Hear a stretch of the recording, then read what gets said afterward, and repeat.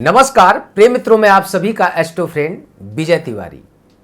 मैं आपको इस वीडियो के माध्यम से बताऊंगा जन्म से लेकर के आपके मृत्यु तक इन 9 ग्रहों का क्या अहम रोल होता है।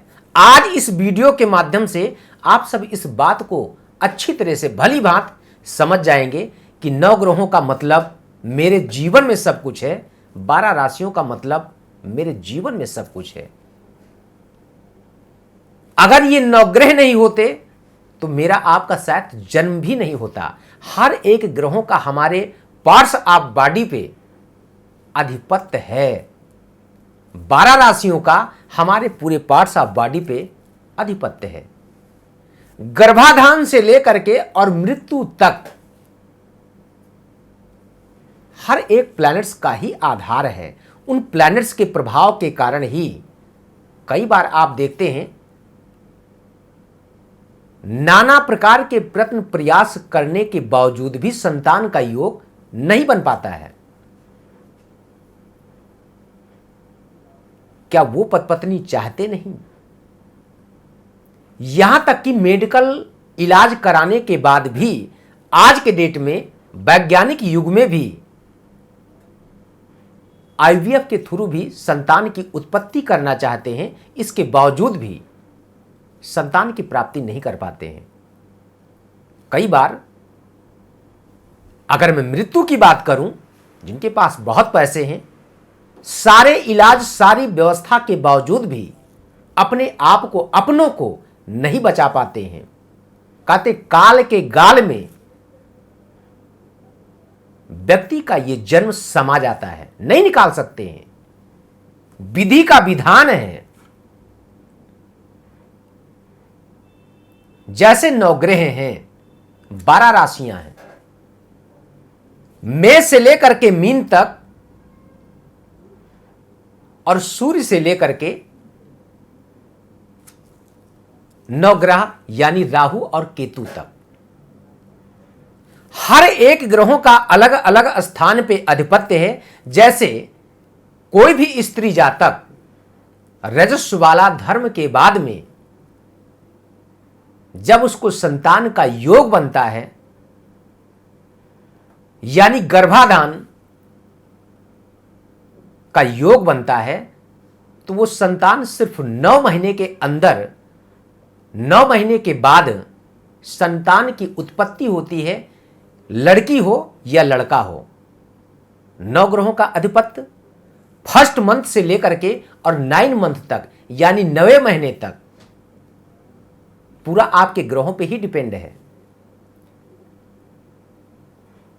प्रथम मंथ में एक व्यक्ति का जो आकार होता है वो पिंडाकार होता है। गर्भाधान होने के बाद में एक पिंडाकार होता है, छोटा सा पिंडाकार। नेक्स्ट मंथ में चंद्रमा का उपाय यानी चंद्रमा का जब योग बनता तो ठीक उसी प्रकार से एक चंद्राकार। उसके बाद में जैसे जैसे ये समय बढ़ता जाता है ठीक उसी प्रकार से उस व्यक्ति का आकार बदलता जाता है। 12 राशियों का अधिपत्य हमारे सर के बाल से लेकर के और पैर के तलवे तक ये 360 अंश का हमारा पूरा शरीर है और 360 अंश का ये पूरा ब्रह्मांड है। हर एक भाव का 30 डिग्री होता है। 12 यानी 12 राशियां, हर एक राशि का मान 30 डिग्री का यानी टोटल मिलाकर के 360 अंश। तो 12 राशियों का और 9 ग्रहों का बहुत बड़ा एक आधिपत्य है। हर एक ग्रह का सूर्य और चंद्रमा को छोड़ करके राहु केतु एक नपुंसक नैसर्गिक ग्रह हैं, इनको छोड़ करके बाकी जितने भी ग्रह हैं हर एक ग्रहों के 2-2 राशियां हैं। सूर्य की सिंगल एक राशि सिंह राशि और चंद्रमा की एक जल तत्व कारक ग्रह राशि सिर्फ कर्क राशि।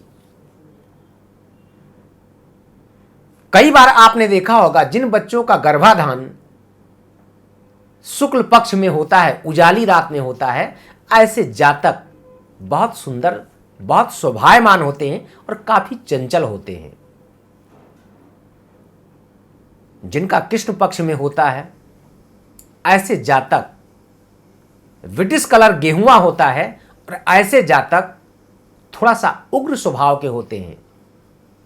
सौम्यता होती है, कोई भी निर्णय लेते हैं थोड़ा सोच विचार करके लेते हैं।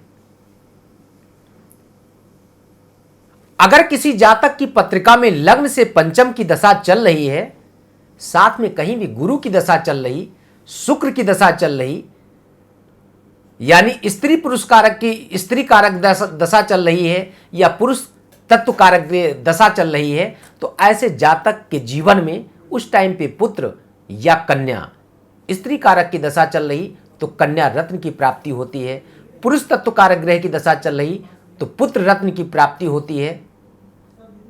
इसमें पक्षों का विशेष महत्व होता है। आपकी पत्रिका में मृत्यु का भी योग कब बनता है? जब जातक की पत्रिका में मार्केश की दशा आती है, यानी द्वितीय भाव, सप्तम भाव और अष्टम या द्वादश की दशा आती, तो ऐसे जातक काल के गाल में समा जाता है। इसके पहले मैंने कई सारी वीडियो बताया है, मैंने समझाया भी है कि कई बार शनि की 7.5 में, शनि की महादशा में, शनि की महादशा हर व्यक्ति के जीवन में 3 बार आती है और उन 3 दशाओं में पहली दशा, सेकंड दशा, तीसरी दशा में व्यक्ति नहीं रहता है, बचाना मुश्किल पड़ता है। अगर आपकी पत्रिका में सिंगल दशाएं, मार्केश की दशा चल रही, द्वितीय और सप्तम अष्टम की चल रही, तो कहते मार्केश की दशा है, मृत्युतुल्य कष्ट योग है। लेकिन अगर इसी के साथ में कहीं द्वादश की भी दशा चल रही तो व्यक्ति को आप किसी भी कंडीशन में मित्र बचा नहीं सकते हैं। आप कितनी भी दवा करा लें और कितनी भी दुआ क्यों ना करा लें, बहुत असंभव होता है। यानी मेरे कहने का तात्पर्य कि गर्भाधान से लेकर के मृत्यु तक हमारे इन प्लैनेट्स का ही प्रभाव है। इन प्लैनेट्स के प्रभाव के कारण ही मेरा आपका जन्म भी होता है और इन्हीं दशाओं में हमारी आपकी मृत्यु भी होती है।